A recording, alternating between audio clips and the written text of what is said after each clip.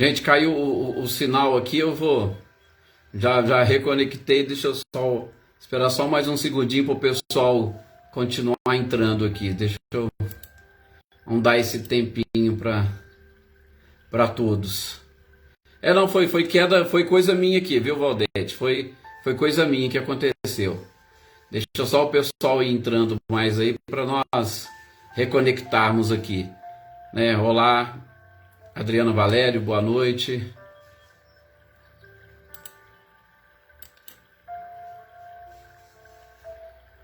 Olá, Sueli também, boa noite. Nós estamos reconectando aqui porque não deu um probleminha, Claudio, foi comigo aqui. Fiquem tranquilos que foi comigo. Eu vou só esperar mais um pouquinho o pessoal entrar para a gente dar sequência aqui. Não, tudo certo, beleza.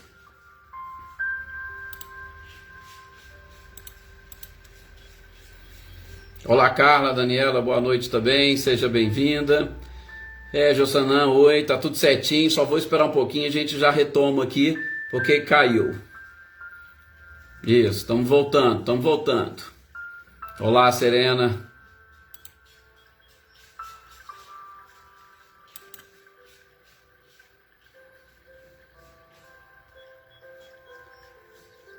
Isso, vocês vão voltando aí, retornando, e a gente já vai seguir aqui. Só mais um minutinhozinho para a gente retomar aqui.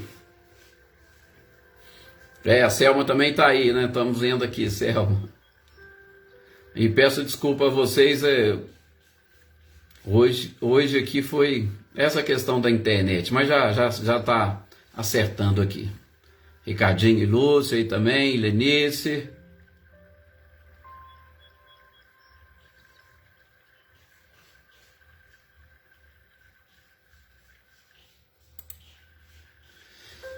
Bom, eu já vou. Faz parte. Então eu já vou retomando aqui. Então, o que nós estávamos falando? Nós estamos falando exatamente sobre essas questões que se relacionam com as dificuldades que nós possuímos, principalmente nessa questão da expressão, como diz a Eveline, né? De mudar, reconciliar às vezes é difícil, mas reaproximar é mais fácil, mas a gente precisa aprofundar de alguma forma, né, nessas conceituações, e principalmente a orientação que nos vem é para que a gente possa e consiga buscar a identificação dos verdadeiros e dos reais motivos que levaram àquelas desavenças. Claro que muitos de nós culpamos os outros por aquilo que aconteceu. E a gente já falou ali atrás, né? No perdoai. Mas será que a gente já procurou saber quais foram os verdadeiros motivos?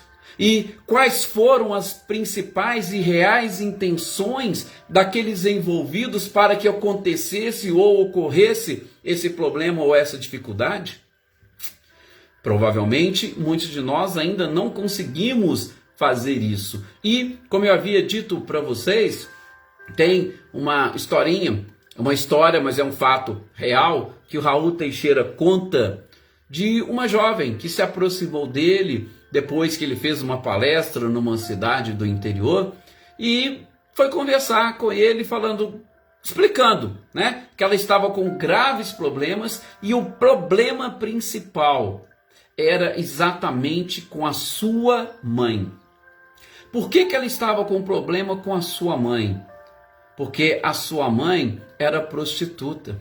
E ela tinha acabado de arrumar um namorado e era uma pessoa muito interessante e muito importante para ela, a quem ela realmente amava. Mas ela começou a se preocupar porque essa situação e essa condição da mãe fazia com que ela visse na mãe uma adversária. Boa noite, Iraci. Visse na mãe uma adversária. E aquilo a estava incomodando de tal forma que ela não conseguia essa reconciliação com a mãe. Aliás, mantinha um verdadeiro distanciamento da genitora.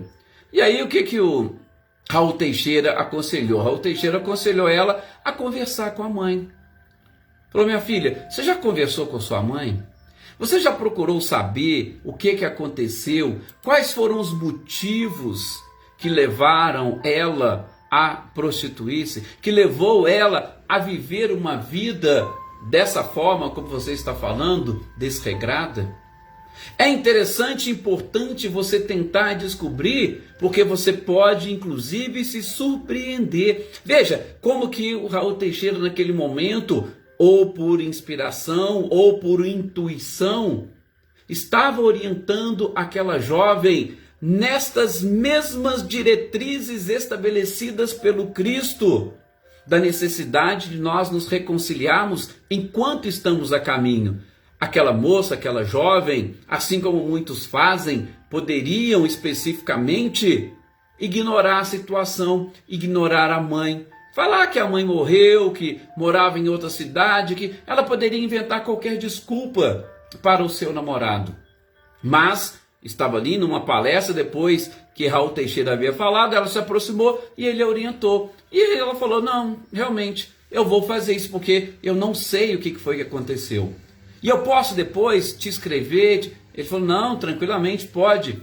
E aí Raul Teixeira conta que ela escreveu e já tinha conseguido marcar uma reunião com a mãe, marcar um encontro com a mãe. Ela não conseguia se reaproximar em hipótese nenhuma, exatamente por conta do preconceito e do medo de perder o seu namorado, sabendo que a mãe vivia ou levava uma vida daquela. Ela escreveu a carta, disse que conseguiu, falou até o dia que estava marcado e pronto. E no dia marcado ela vai e conversa com a mãe.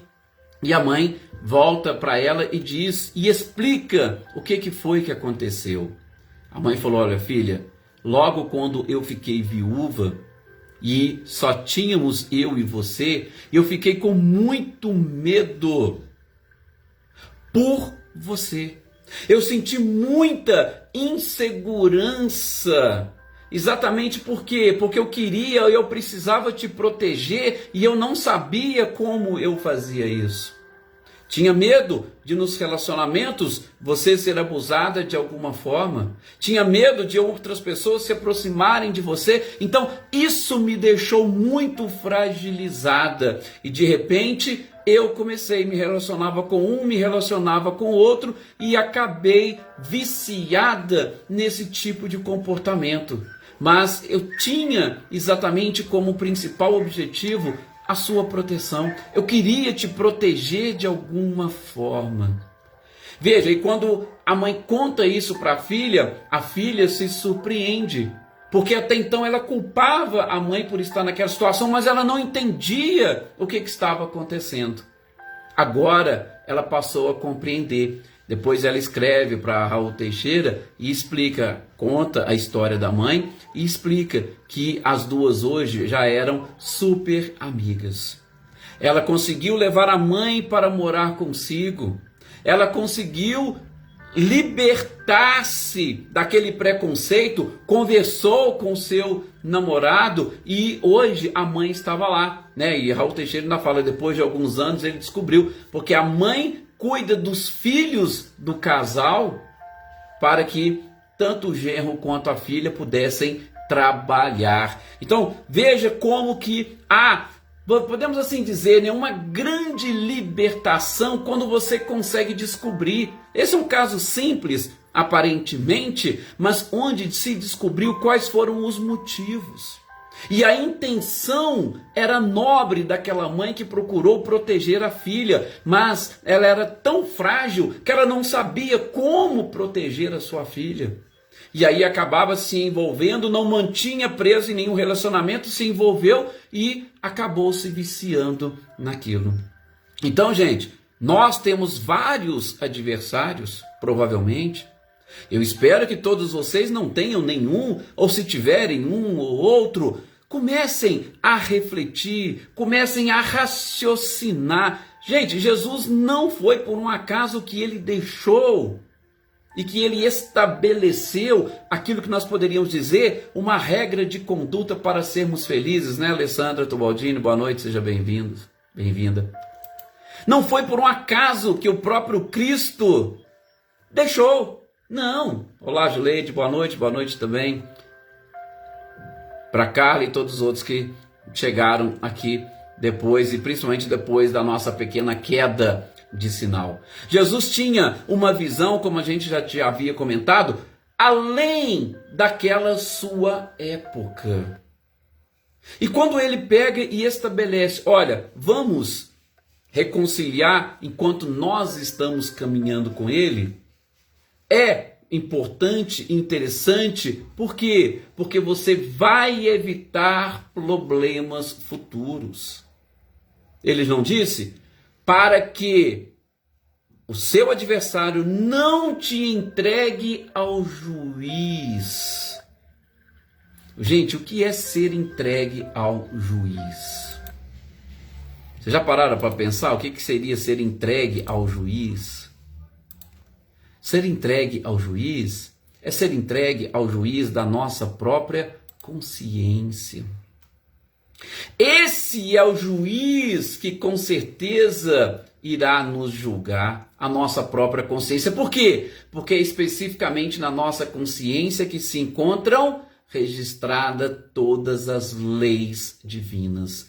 Acontece que a nossa consciência, quando nós estamos desprendidos do corpo, ela tem essa amplitude que nós não conseguimos ter quando estamos encarnados. Então Jesus deixou a advertência: se você não fizer enquanto está caminhando, ele vai te entregar ao juiz. E como que esse juiz vai avaliar essas situações? Como que o juiz vai avaliar essas adversidades? Será que esse juiz vai analisar de forma correta as intenções? Aliás, qual que é o objetivo de um juiz hoje?